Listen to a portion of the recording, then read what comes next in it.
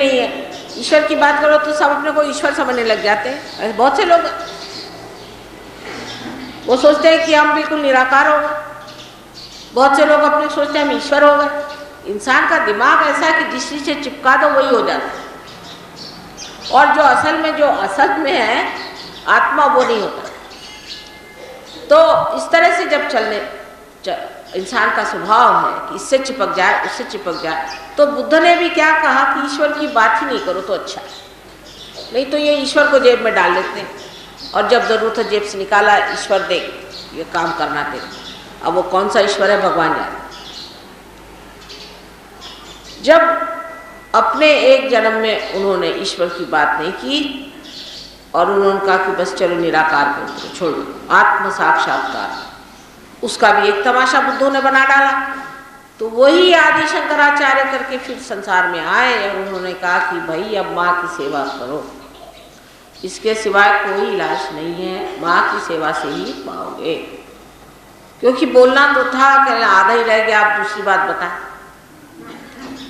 जितनी उन्होंने ईश्वर की बात शुरू कर दी, उनको भी लोगों ने सता दिया, यहाँ तक कि उनकी माँ मर गई तो उनसे कहले तुम जला नहीं सकते, तो केले के पत्ते से उन्होंने जलाया अपनी माँ। इस प्रकार एक से एक अक्लमंद लोग सबके सापके उनको उठाने पड़े। अब कुछ दुनिया बदली नजर आती है कि मेरे साथ ऐसी जाति कोई नहीं करता। एक तो जरूर बिगड़ते हैं, लेकिन इतनी जाति किसी ने नहीं की कि मुझे मारने के दौड़े, ऐसा हाल नहीं। क्योंकि यही उन सब महानुभावों का उपकार मैं मानती हूँ जिन्होंने आपको अदल बदल करा के समझा दिया कि ये नहीं ये नहीं, यन नेति नेति वचने निगमो, ये नहीं ये नहीं ये नहीं ये नहीं, तो फिर क्या। जब नहीं नहीं नहीं नहीं करने पे आ जाएंगे तब बराबर चीज को आप पकड़ लेंगे। इसीलिए उन्होंने आपको बताया कि पहले साकार फिर निराकार, निराकार से साकार, चलते चलते जब आदमी थक जाएगा इससे लड़ते लड़ते, तब वो रुक जाएगा और सोचेगा गंभीरता से फिर है क्या। तो निराकार आपसे मैंने बताया कि सारी ब्रह्म शक्ति जो चारों तरफ फैली हुई है, और साकार आप हैं, और आपके अंदर हर उत्थान के समय पर एक एक देवता बिठाए गए। जब आप कार्बन बन के संसार में आए तब श्री गणेश बिठाए गए। कार्बन की भी 4 वैलेंसी होती है, बीचों बीच बैठे रहते। कार्बन के बगैर प्राण संसार में नहीं आते, प्राणी नहीं बन सकते।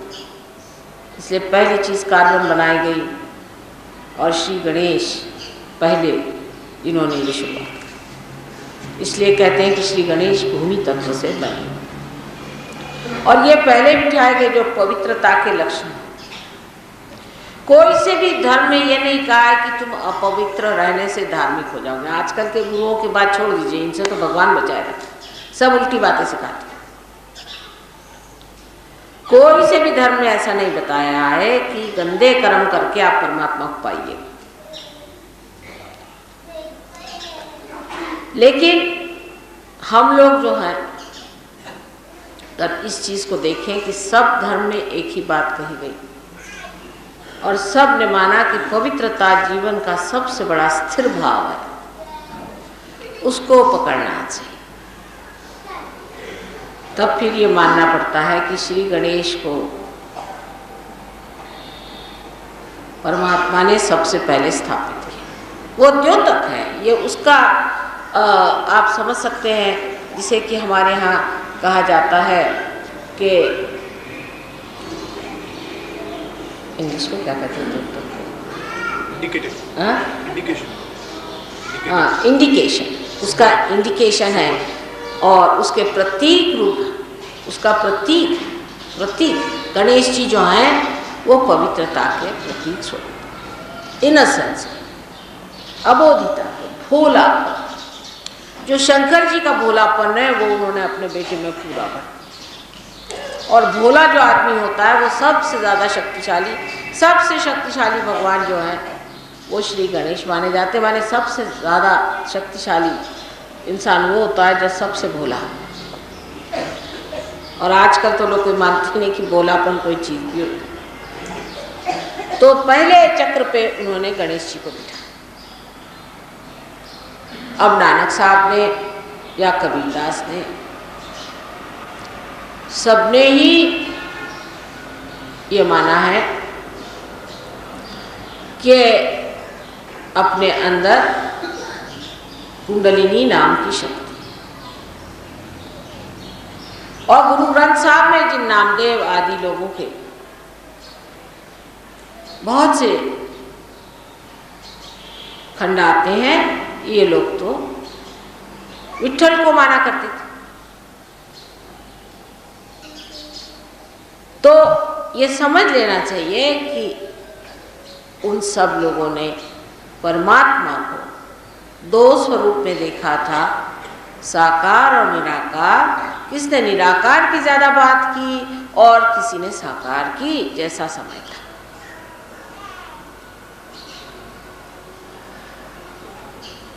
तो पहले चक्र पे श्री गणेश को बिठा दिया, जिससे मतलब अपना जो पहला चक्र है वो पवित्रता का चक्र है। अगर आप समझना चाहें निराकार से तो आप समझ लें पवित्रता, और अगर आप साकार से समझना चाहें तो श्री गणेश। इस चक्र से ऊपर कुंडलिनी का स्थान है, ये समझने की बात है, ये बहुत बड़ी बात है। इसके ऊपर में कुंडलिनी रहती है, नीचे में नहीं रहती इस चक्र। क्योंकि पवित्रता श्री गणेश जो है, ये अपनी माँ कुंडलिनी जो गौरी, जो कन्या स्वरूपिणी पवित्र है, उसको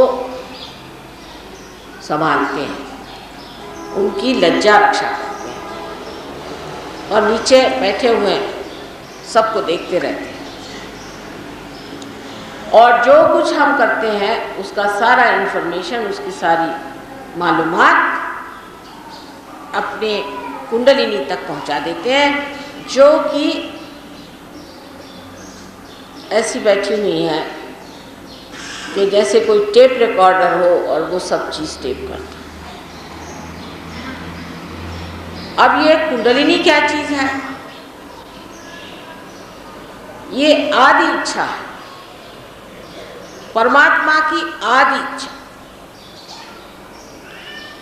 परमात्मा की सर्वप्रथम इच्छा ये हुई कि मैं सृष्टि बना,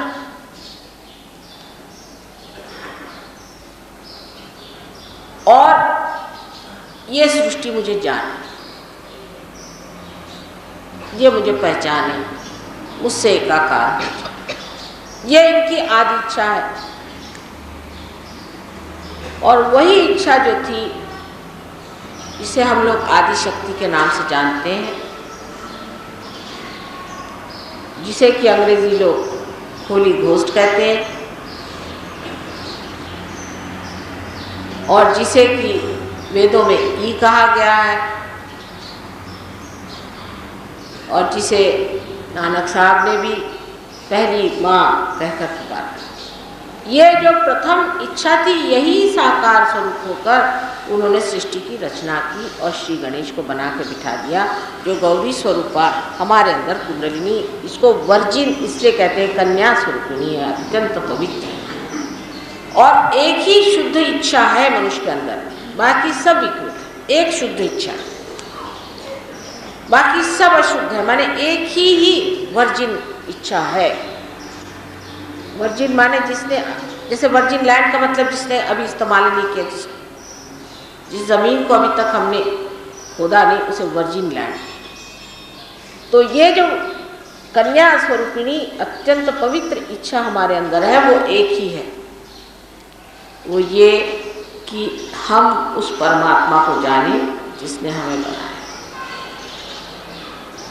आत्मा साक्षात्कार होकर हम उस परमात्मा को जान लें, ये शुद्ध इच्छा हमारे अंदर कुंडलिनी स्वरूपिणी बैठी। क्योंकि वो अभी तक कार्यान्वित नहीं हुई है, इसलिए इस कुंडलिनी की अवस्था को सुप्तावस्था कहते हैं, माने सोई हुई है। जिस वक्त ये कार्यान्वित हो जाएगी तब कह सकते हैं कि इसका उत्थान या इसका अंकुर खुल गया, जैसे कि बीज के अंदर का अंकुर खुल जाता।